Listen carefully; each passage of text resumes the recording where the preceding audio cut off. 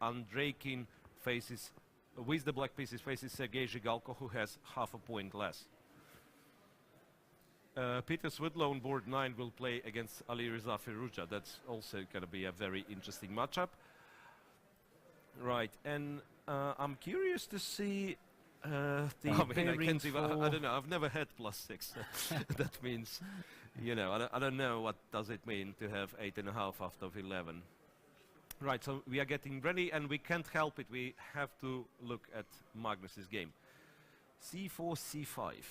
Remember, you were curious what was prepared for the match. Yeah, yesterday we saw G3 in the second. Yeah, second G3. Now it's more of a common line. So knight F3, knight C6, and D4.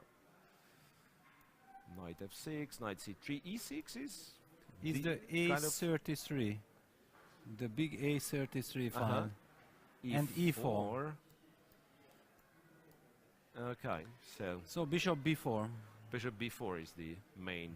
Yeah, line I mean here. E4 was kind of abandoned for quite a lot of time, and brought back to practice this year.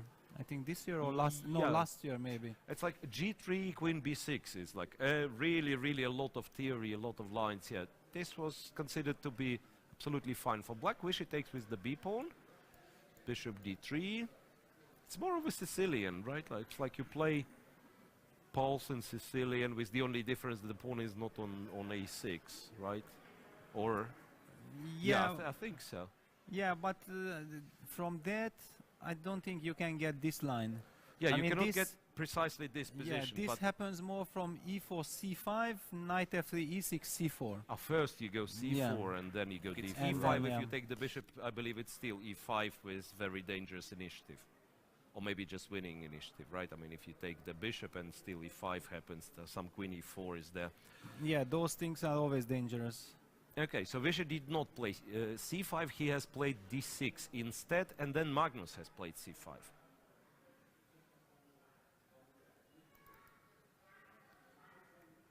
Yeah, so D6, C5. D6, C5.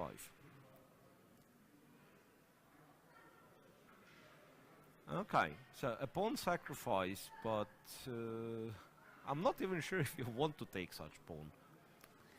Yeah, I mean, but let's just discuss what happens if black takes. Queen E3 had been played, I believe, because I saw like some. Well, not. No, sure F3. F3. F3. Okay, so F3 I felt right that something. F3 is solid. Yeah, F3 is solid. F3 is solid. Now checking the other position, nothing, you know, just dramatically exciting. Rook went to B3. Rook went to B8, right? Or bishop F1. Yeah, this is the position that I'm having here. Well, if bishop F2 had been played, feels like Vishy managed to consolidate quite a bit. H6. Right, white always has like kind of enough compensation, but how to make a real progress here? Yeah, somehow with the doubled rooks on the B file and black kept control, I don't believe white has any right of claiming any advantage. It's even maybe time to think about safety. Partly that's what he's doing. He went Queen D6. So now obviously we have to mention that Magnus never runs the risk to be worse here. So we got to this position. Bishop takes C5. The check on F3 was given and Rook G3.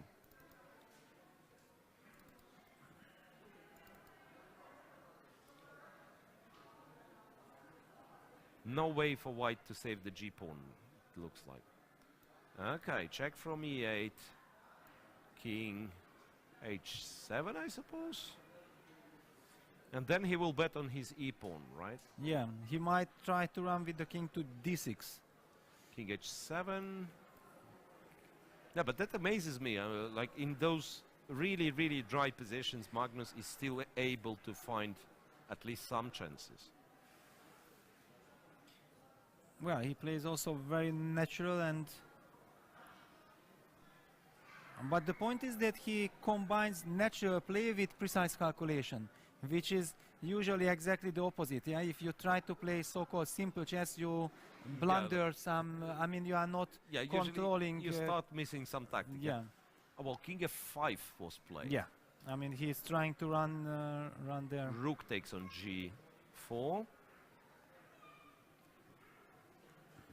Well, what's interesting, the a5 pawn, and I mean, it's a wrong pawn for this bishop, or rather, wrong bishop for this pawn. Yes, the a5 pawn and the bishop does not win, but black king is far, far away. Yeah. Because I've already started to imagine these variations, like e5, rook goes to g6, you know, e6, I'm giving check, exchanging on e6. That would have been a draw with king on b7, but black king is just too far away. So an option of, you know, giving away the piece is not yet available. Yeah, it's kind of also funny that if you just count the pawns, it seems like 3 versus 2, but in reality, the only player who can be better here is white. Yeah. White might not be better, but he's the only one who can hope to be better here. Okay, bishop d4, rook g6, rook to e7. Well, and then bishop to d3, pinning the e4 pawn, not giving white a chance to advance it.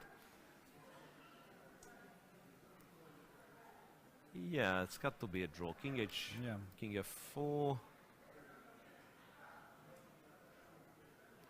Did we play king h6? Yeah, meanwhile... They agreed to a draw. Ah, so a draw agreed after that. Yeah, meanwhile we will not have a chance to switch to Swidler's game because I was informed that he just lost. He lost, yeah? Yeah. To whom? To Firuzja. Ah, to Firuzja, wow. Yeah, So Firuzja